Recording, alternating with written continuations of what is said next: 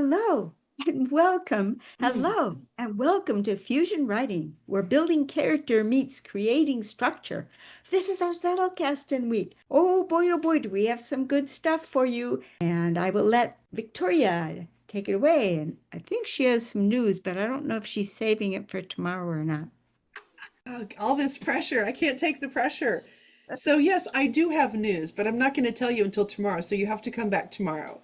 But for today's map, I can report it's our Zettelkasten week. So, what I will be walking you through is using the experience collection worksheets from the packet in LiLLiPub. Oh, here comes the princess. The supervisor is on duty.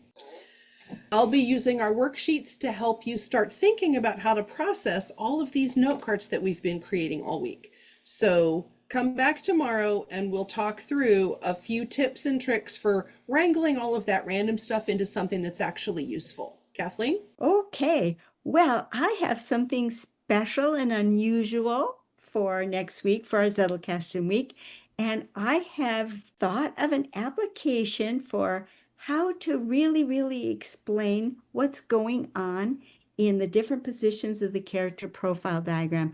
I came up with an example that I thought is just the ticket for it, and I think it will help us figure out where to place our characters on the character profile diagram, and that should help us make character cards to join our experience collection. So you can build a character with respect, which we're working on this week, or any of the other character traits that you know about.